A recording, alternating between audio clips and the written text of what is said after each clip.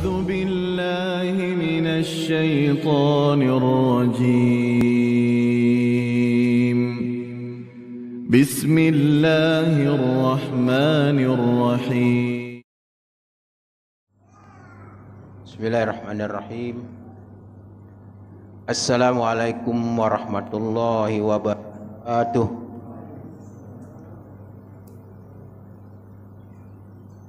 Alhamdulillahirabbil alamin. Alhamdulillahillazi hadana li hadza wa ma kunna linahtadiya laula an hadanallah. Allahumma shalli wa sallim ala Muhammadin sallallahu alaihi wasallam wa ala alihi wa sahbihi wa man tabi'ahum bi ihsani ila yaumiddin. Subhanaka la ilma lana illa ma 'allamtana, rabbi zidna ilma warzuqna fahma. Rabbi shrah li sadri wa yassir li amri wahlul 'uqdatam min lisani yafqahu qawli. Wala haula wala quwwata illa billahil aliyyil azim, amma ba'du. Bapak-bapak dan ibu-ibu jamaah salat maghrib rahimakumullah. Marilah kita senantiasa memanjatkan puja dan syukur kita kehadiran Allah Subhanahu wa taala atas limpahan rahmat dan nikmatnya sehingga kita berkesempatan untuk dapat salat maghrib secara berjamaah, kemudian diikuti dengan taklim kita setiap Jumat malam. Semoga pertemuan kita, majlis kita yang selalu kita hadir padanya mendapatkan keberkahan serta keampunan serta redha dari Allah Subhanahu wa taala. Amin ya rabbal alamin. Selawat serta salam mudah-mudahan Allah selalu melimpahkan kepada Nabi kita Muhammadin sallallahu alaihi wasallam, dan semoga kita senantiasa untuk hidup berjalan di atas sunnahnya dan mendapatkan syafaat darinya pada akhirat nanti dan dapat dipertemukan Allah Subhanahu wa taala dengan baginda Rasulullah SAW. Amin ya rabbal alamin. Bapak Ibu rahimakumullah, kajian tauhid kita pada malam hari ini itu babun al-khawfu minasyirk, itu bab mengenai takut daripada kesyirikan. Jadi syirik ini adalah merupakan kasus kejahatan yang sangat besar oleh manusia kepada Allah Subhanahu wa taala. Yang dengan perbuatan ini Allah menjadi murka pada pelaku-pelakunya. Maka oleh kerana itu ulama selalu mengkaji masalah syirik ini dan dicari sebab-sebab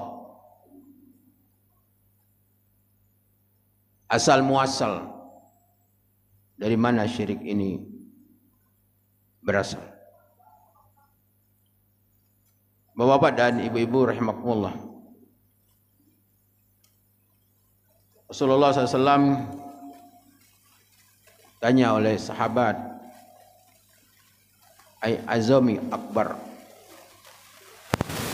dosa apa yang paling besar? Ai zunubi azam, dosa apa yang paling besar? Rasulullah, antaj'ala lillahi nidaan, kau menjadikan Allah sebagai sekutu, menyekutukan Allah dengan selain daripada Allah Subhanahu wa taala. Di dalam hadis kursi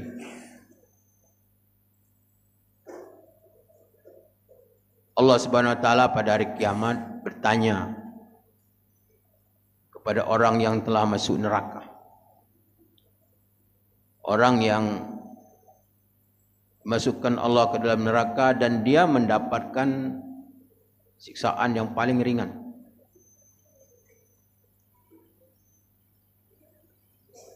Allah bertanya kepada mereka,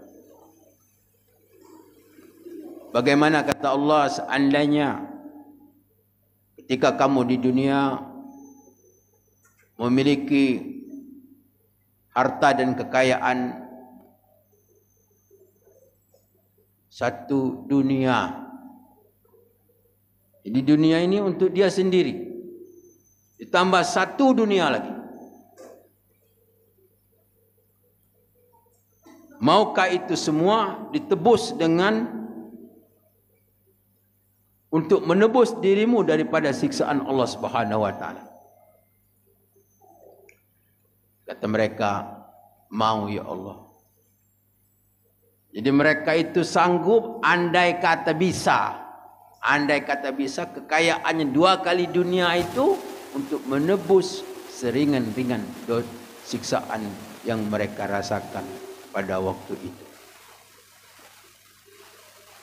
Kemudian Allah SWT berkata, sebenarnya Allah SWT untuk senantiasa menginginkan bahwa kamu tidak akan masuk neraka. Tetapi kamulah dengan sendirinya, keinginan kamulah yang ingin melakukan perbuatan syirik. Jadi manusia itu memang memilih syirik. Dia sendiri yang memilih syirik. Sehingga Allah Subhanahu wa taala mengirimkan para nabi dan rasul menurunkan kitab-kitabnya.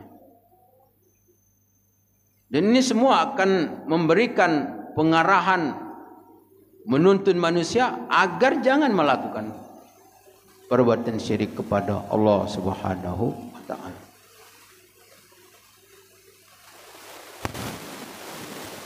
Qala Allah Ta'ala, innallaha la yaghfiru ayyushraka bihi wa yaghfiru ma duna dzalika liman yasha. Qala Allah Ta'ala, wa qala Khalil alaihi salam, wajnubni wa baniya an na'budal asnam. Wa fil hadis, ahwafu ma akhafu alaikum asyrikul asra. Wa asuila anhu faqala arya. Wa an ibn Mas'ud radhiyallahu anhu anna Rasulullah sallallahu alaihi wasallam qala, man mata wa huwa yad'u min dunillahi niddan dakhala nar. Rawahul Bukhari. Wa li Muslim an Jabir radhiyallahu anhu anna Rasulullah sallallahu alaihi wasallam qala, man laqiyallahu la yusyrik bihi syai'an dakhalal jannah wa man laqiyahu yusyrik bihi syai'an dakhalan nar.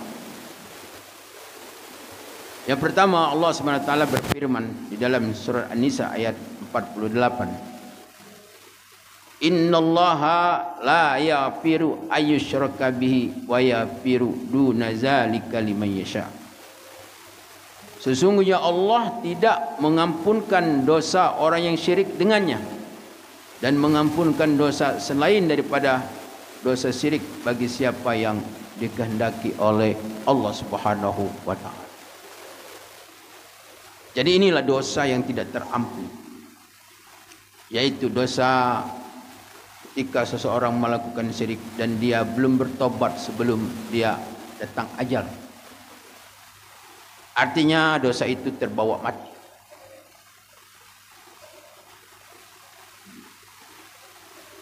Orang-orang yang meminta, berdoa selain kepada Allah Subhanahu wa taala, umpamanya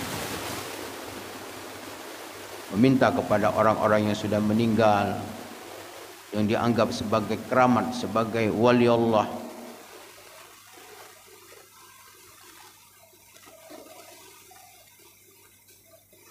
orang-orang yang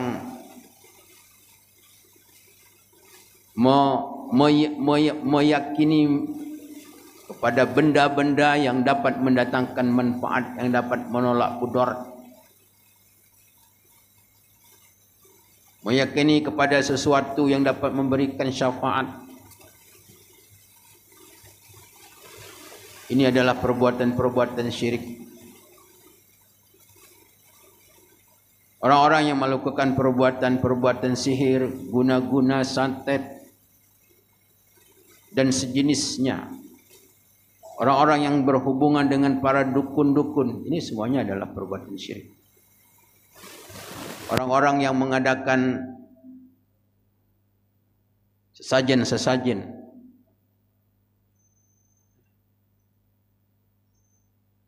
orang-orang yang menganggap bahawa benda-benda seperti keris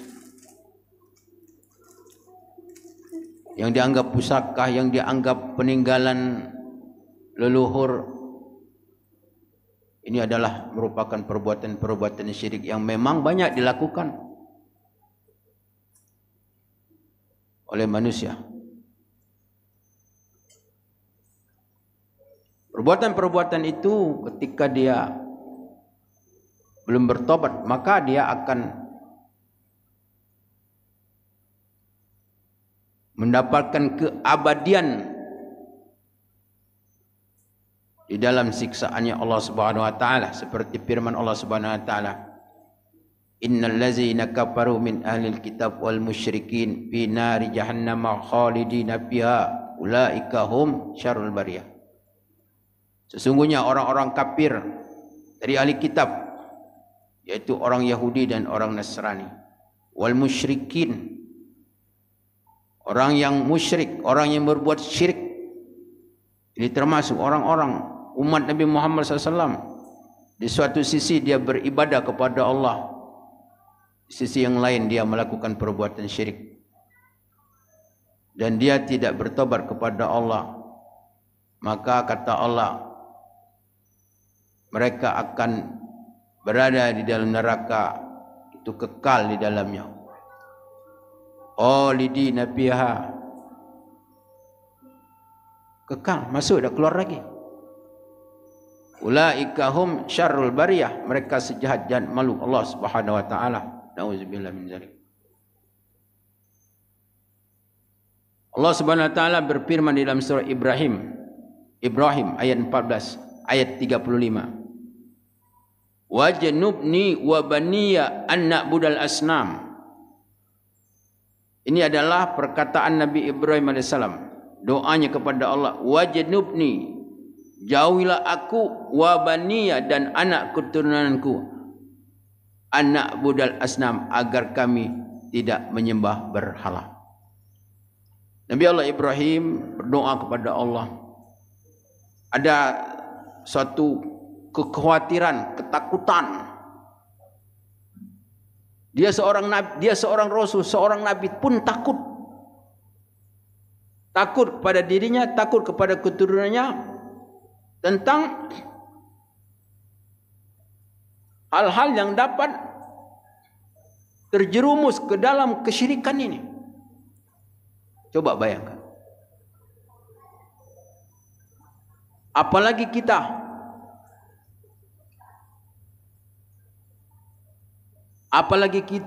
yang semestinya lebih takut kita kepada Allah Subhanahu wa taala.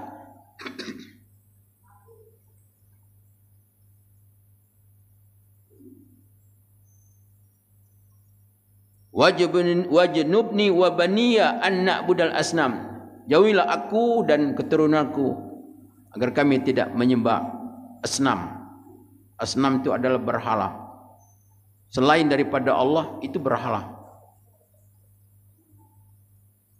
Jadi berhala itu sesuatu yang memalingkan seseorang dari Allah Subhanahu wa taala, karena itu perbuatan syirik. Jadi kenapa manusia itu melakukan perbuatan syirik? Banyak keterangan di dalam kitab-kitab tauhid oleh para ulama. Di antaranya adalah karena manusia itu menyangka Jadi menyangka ini, menyangka. Manusia itu menyangka bahwa ada benda-benda ataupun orang, sesuatu itu yang dapat memberikan nikmat, memberikan kebahagiaan, memberikan kesenangan, memberikan pertolongan. Ini benda ataupun manusia.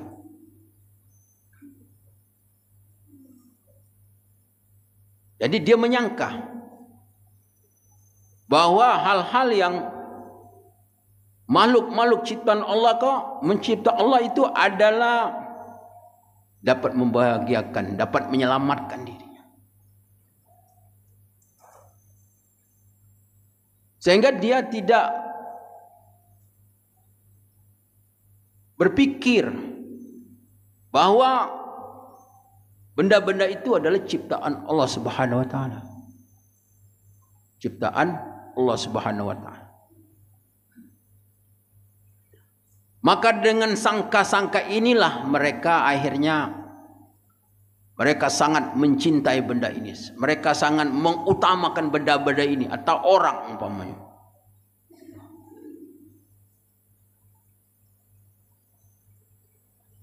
Sehingga dia lupa kepada Allah bahwa Allah itu adalah yang memberikan daya dan kekuatan. Benda-benda itu merupakan sebagai wasilah. Umpama dia minum air, Allah kasih air ini untuk dapat menghilangkan dahaga. Tapi dia tidak berpikir karena air ini adalah ciptaan Allah Subhanahu wa taala. Jadi dia ini adalah saking kecintanya kepada benda-benda ini, keterkaitan kehidupan dengan benda-benda ini, sehingga dia melupakan Allah Subhanahu wa taala. Sehingga dia merasa tidak bisa untuk hidup tanpa benda-benda ini. Ini sebab. Kenapa mereka tidak bisa berpikir? Tidak bisa untuk mengkaji kembali. Apalagi membuka Al-Quran, membuka hadis, membuka tafsir. Karena mereka tidak punya kesempatan. Karena mereka sibuk.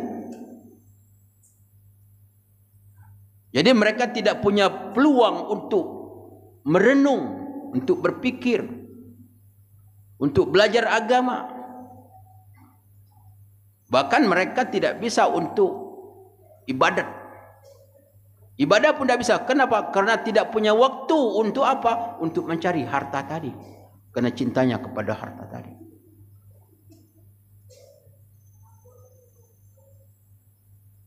Bapak Ibu rahimakumullah. Jadi sebenarnya yang menghalang mereka itu, mereka menjadi syirik kepada Allah, melupakan Allah Subhanahu wa taala. Mereka menjadikan benda-benda itu adalah lebih mereka cinta daripada mencintai Allah Subhanahu wa taala. Karena sebabnya mereka sangat cinta kepada dunia dengan harta, kekayaan dan lain sebagainya. Nah ini. Wa yuhibbunal mala hubban jamma. Jadi sebab dia itu karena mereka adalah sangat cinta kepada harta. Ini sebab. Sehingga kata Rasulullah SAW, akbarul kabairu hubbad dunia. Sebesar-besar dosa itu adalah cinta kepada dunia. Ini sebab orang syirik ni. Kemudian kata Rasulullah SAW, hubbud dunia ru'izuz zunub. Cinta kepada dunia itu adalah kepala segala dosa. Jadi kepala dosa itu ada kepala. Kepala yang paling besar apa? Dunia. Ibarat ular kepalanya. Ini sebab manusia. sebab syirik. Jadi orang melupakan Allah, sehingga di dalam Quran Allah katakan, wala taj'alu lillahi andada wa antum ta'lamun. Janganlah kamu menjadikan Allah itu sebagai sekutu. Jadi sekutu. Ada orang mengaku tentang adanya Allah tetapi mereka tidak beribadah kepada Allah. Orang meninggalkan ibadah itu syirik tuh. Syirik. Orang tidak salat syirik tak? Syirik. Kenapa? Kita lihat dalam surat Yasin itu. Salamun qawlan mir rabbir wamtazul ayyuhal mujrimun alam ahad ilaikum ya bani adam alla ta'budus syaitan. Bukankah telah aku janjikan kepadamu wahai manusia, katalah alla ta'budus syaitan, jangan nyembah syaitan. Dia menyembah syaitan, dia ada salat. Wa anibuduni hadza siratum mustaqim. Sembahlah aku, kata Allah. Betapa banyak manusia meninggalkan ketaatan kepada Allah, tapi mereka taatnya kepada selain Allah Subhanahu wa taala. Syirik. Jangan dibilang dia syirik. Karena dia menyembah setan. Dalam ayat ini Allah kan, Allah ta'budu syaitan, kata Allah. Allah ta'budu syaitan, jangan menyembah setan. Maksudnya menyembah setan mengikuti apa kenanya setan. Di dalam ayat lain dikatakan walat tattabi'u walat tatimu apa? Ya ayyuhallazina amanu udkhulu fis silmi kafa walat tattabi'u khutuwatis syaitan innahu lakum aduwwum mubin. Hai orang-orang yang beriman, kata Allah, masuklah ke dalam Islam secara kafah. Kemudian wala tattabi'u khutuwati syaitan. Jangan mengikuti langkah-langkah syaitan. Al-khutwah, apa arti al-khutwah? Di dalam tafsir Imam Ibn Katsir rahimahullah mengatakan al-khutwah kullu maksiatun min khutuwati syaitan. Min khutuwati syaitan. Setiap maksiat meninggalkan perintah Allah maksiat. Meninggalkan perintah Allah maksiat kepada Allah. Setiap perbuatan maksiat adalah merupakan langkah-langkah syaitan. Langkah-langkah iblis. Maka orang yang meninggalkan ibadah, dia syirik kepada Allah. Kalau Allah menyembah patung, dia meninggalkan Allah. Tapi kalau orang bekerja, dia menyembah harta, menyembah pekerjaannya. Apa bedanya? Ada orang yang masuk dari pintu sana, ada pintu semuanya tujuan masuk ke dalam. Tujuannya sama. Ada yang menyembah berhala, ada yang bekerja, tujuannya apa? Sama-sama lupa kepada Allah Subhanahu wa taala. Itu menurutnya Profesor Hamka dalam tafsirnya Al-Manar. Al-Manar ya. Tafsirnya. Al-Azhar. Bapak Ibu rahimakumullah, bahwa jadi faktor kenapa manusia syirik? Faktornya apa? Karena saking cintanya kepada dunia.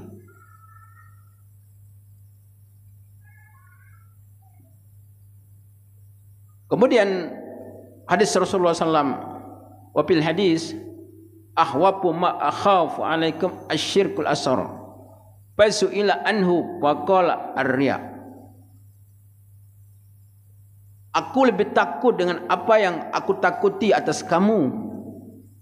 Jadi Rasulullah itu berkata dengan para sahabat, aku takut kepada kamu tentang syirik, tapi lebih aku takut kepada kamu ada syirik kecil. Syirik kecil. Rasulullah itu takut pada sahabat-sahabatnya, imannya luar biasa, amalnya luar biasa, taatnya tidak seperti kita. Tapi Rasulullah pun takut. Rasulullah pun takut, apalagi kita di akhir zaman ini. tentu lebih berbahaya lagi. Tentang syirik ini, syirik apa? Syirik kecil. Itu ar-riya. Jadi ada ar-riya ini menurut ulama, ada ar-riya, riya yang tersembunyi. Riya yang tersembunyi.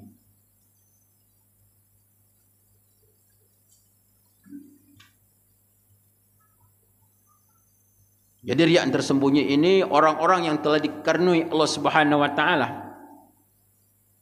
di dalam menjalankan ketaatan. Umpamanya dia sudah taat ibadah salat malamnya istiqomah. Kemudian apakah dia puasa sunnah-sunnah, dia berzikir, ya. Dia telah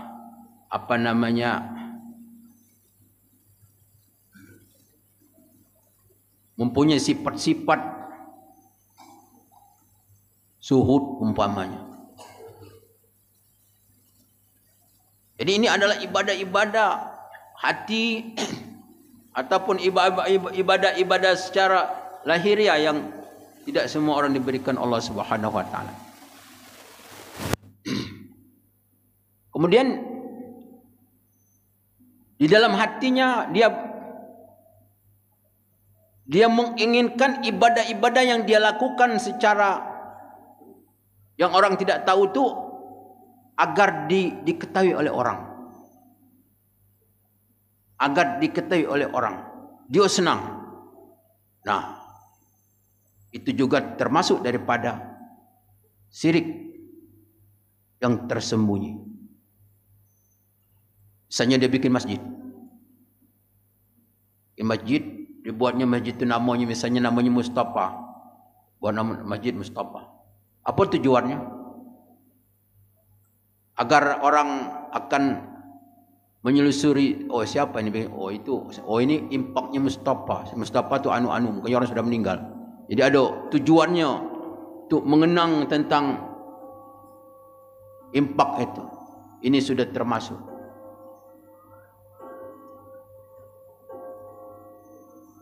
Kalau ulama, man ahabba ayu rifa bi syai'in minal khair au yuzkaru bihi faqad asyraka bi ibadati. Berkata ulama, barang siapa yang menginginkan senang untuk diketahui tentang kebaikannya atau disebut, maka dia telah syirik di dalam ibadahnya kepada Allah Subhanahu wa taala. Itu sudah termasuk syirik kata ulama. Orang yang sudah mapan ibadahnya,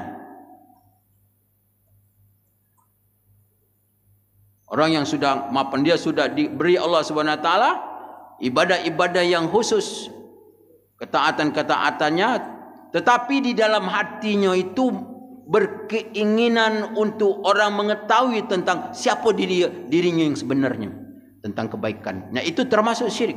Namanya syirik yang tersembunyi. Sehingga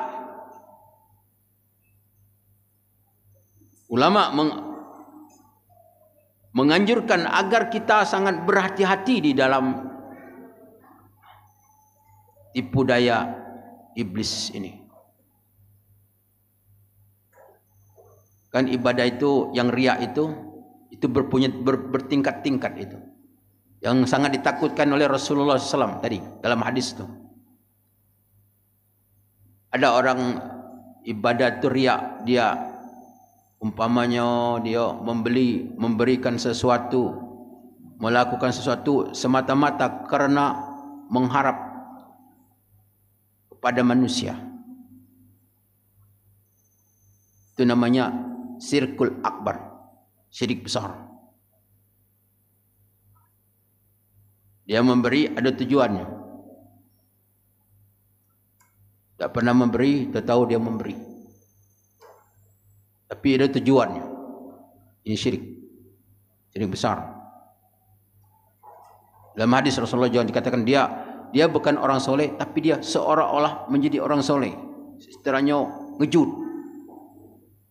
Ada tujuan. Jadi pemberian itu, sedekah itu adalah syirik. Karena tujuannya dunia semata. Ini. Yang kedua adalah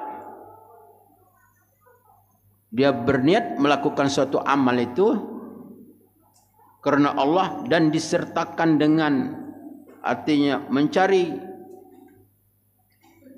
pahala dari Allah, juga mencari sanjungan dari manusia. Ini juga yang nomor 2 ini. Ini juga termasuk syirik.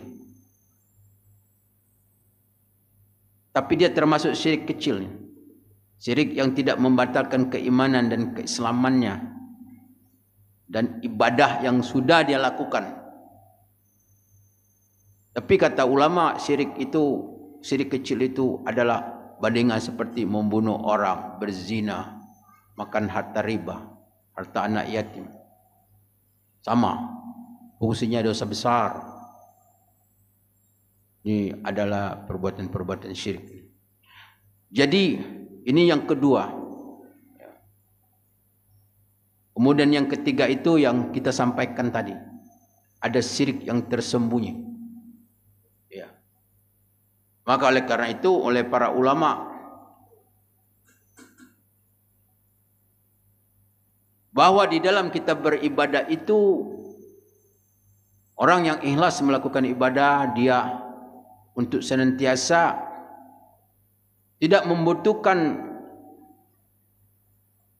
diketahui selain daripada yang dicintainya, siapa? Allah Subhanahu wa ta'ala. Jadi orang ibadah itu pilar ibadah itu apa? Pilar ibadah itu adalah cinta kepada Allah. Cinta kepada Allah Subhanahu wa ta'ala. Jadi dia tidak butuh tentang diketahui oleh yang lain. Cukuplah Allah mengetahui tentang amal ibadah yang dia lakukan. Nah, itu yang harus kita jaga. Kita jaga dan kita pelihara. Qala Nabi sallallahu alaihi wasallam, man mata wa huwa yad'u min dunillah nidaan dakhalan nar.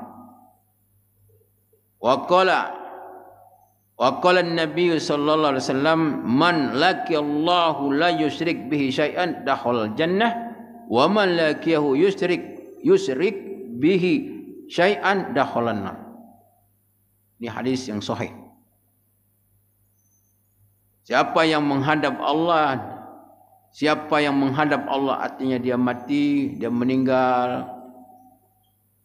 kemudian dia tidak melakukan perbuatan syirik itu, maka dia dijamin Allah surga baginya. Wa man laqiyahu yusyrik bihi syai'an dakhalan nar. Siapa yang berjumpa kepada Allah dengan membawa dosa-dosa syirik tadi, maka dia akan menjadi penghuni api neraka. Dalam hadis Rasulullah SAW juga diterangkan, aksiru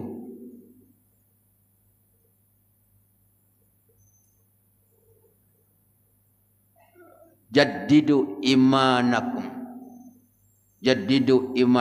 perbaharuilah iman kamu, kata Rasulullah.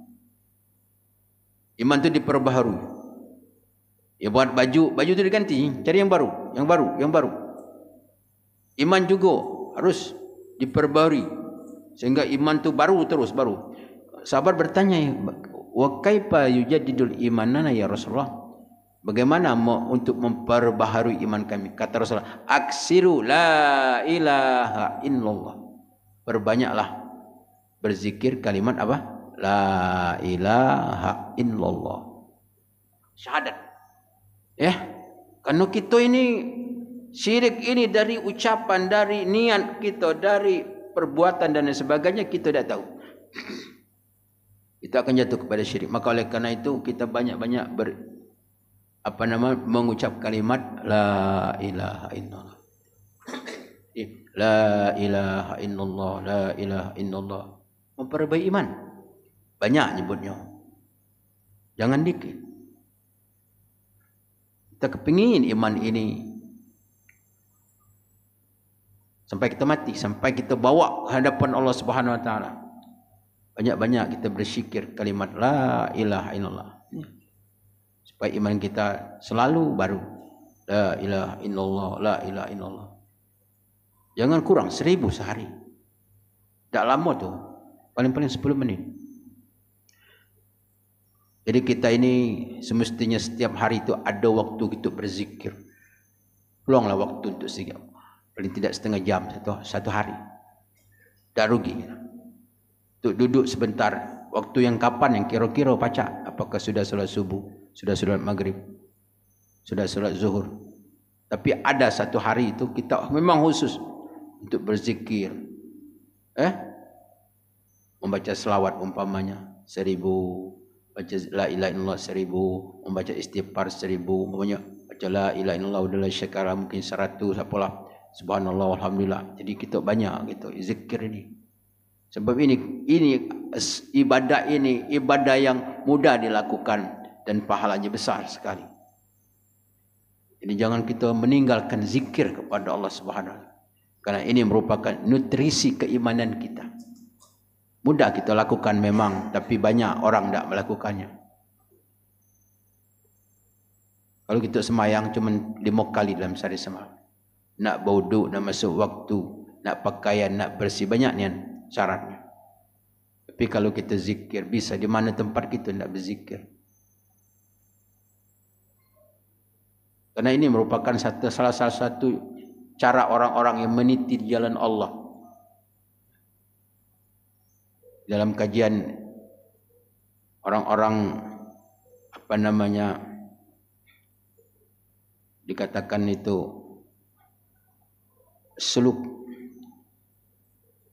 tu orang-orang yang telah meniti jalan Allah Subhanahu wa taala. Artinya bukan manusia biasa. Bukan manusia umum maksudnya. Dia punya program. Bagaimana dia setiap hari itu punya program untuk meningkatkan amal-amalnya kepada Allah. Sebab kalau orang awam ya terserah. Hari ini semayang, besok tak semayang, besok semayang lagi. Ada. Tapi semestinya kita itu punya program. Ya, program itu supaya kalau baca ningkat. Itu tidak cukup dengan ibadah-ibadah kita yang wajib. Tapi kita harus ditambah dengan ibadah-ibadah yang sunnah ini. Jadi kembali tadi kajian kita mengenai tentang tauhid. Bahwa syirik itu yang paling membahayakan bagi orang yang sudah beriman ini apa? Syirik khafi. Syirik-syirik yang menyangkut tentang keyakinan, ya kan? Yang tidak kelihatan ini yang apalagi yang namanya syirik yang kecil, ya, yang tidak kelihatan. Yang mungkin pendapat kita bukan syirik, tapi ternyata menurut pandangan para ulama ahli tauhid bahwa itu adalah perbuatan-perbuatan syirik. Semoga Allah Subhanahu wa taala selalu untuk memberikan perlindungan kepada kita sehingga iman dan amal kita dapat sampai kepada Allah Subhanahu wa taala. Amin ya rabbal alamin. Demikianlah yang dapat saya sampaikan dalam kesempatan ini. Mohon maaf atas segala kekurangan dan kehilapan. Hanya kepada Allah saya mohon ampun. Wabillahi taufiq wal hidayah. Wassalamualaikum warahmatullahi wabarakatuh.